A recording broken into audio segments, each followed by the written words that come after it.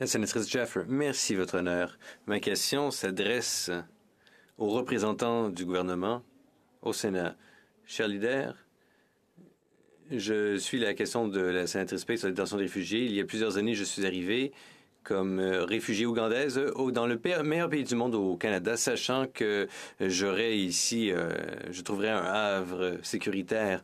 Les gouvernements ont des contrats avec les gouvernements provinciaux pour incarcérer des migrants dans des dans des prisons provinciales, et c'est ahurissant. Je tremble à l'idée de penser à ce qui arriverait à ma mère, mon père, bien aimé, ainsi qu'à mes 5 frères et sœurs.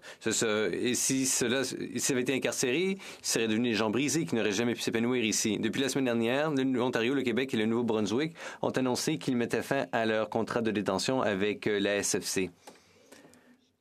Ils joignent la Colombie-Britannique, l'Alberta, la Saskatchewan et la Nouvelle-Écosse, entre autres. Ça veut dire qu'il y a maintenant 8 provinces qui ont mis fin à ces contrats de détention.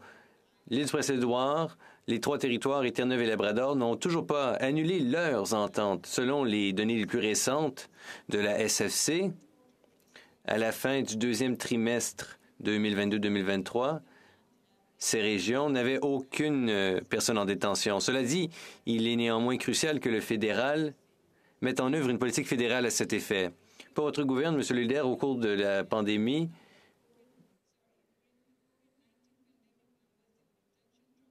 les nombres de personnes en détention ont baissé drastiquement et néanmoins, les gens comparaissaient quand même pour leur audience en matière d'immigration. Une question similaire a été posée la semaine dernière et je la réitère. Pourquoi notre gouvernement continue-t-il à détenir des personnes vulnérables et marginalisées?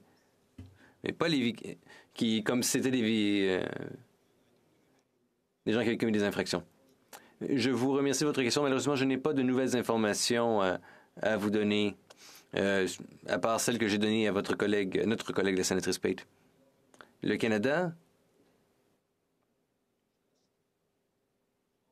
a une politique accueillante et juste envers les réfugiés, incluant l'obligation, lorsque nous les recevons, de leur donner un foyer et de les accueillir de la façon la plus appropriée.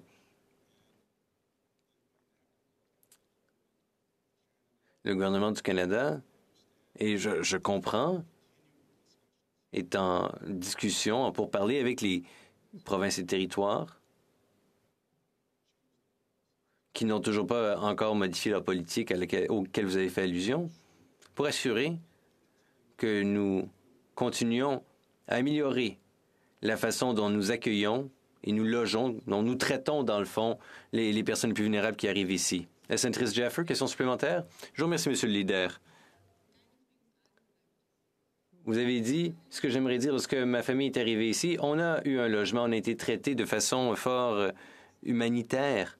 Or, ce n'est pas l'expérience de certains réfugiés, pas tous, mais certains. Et la semaine dernière, vous avez dit que le gouvernement envisage une directive pour mettre fin à la détention des mineurs et pour aussi améliorer les services de santé pour les demandeurs de statut de réfugiés et les migrants. Pourquoi le gouvernement n'évalue-t-il pas aussi cette pratique de détention en prison de réfugiés, de ceux qui demandent le statut de réfugié? Je sais ce que vous avez dit, je ne m'attends pas de réponse différente parce que vous l'avez dit, mais respectueusement, puis-je vous demander de parler au gouvernement? Vous le faites sur une base régulière, je n'en doute pas. Pouvez-vous dire au gouvernement et lui demander, ça va durer combien de temps? Et juste pour qu'on ait la réponse. Merci, Monsieur le leader. Le sénateur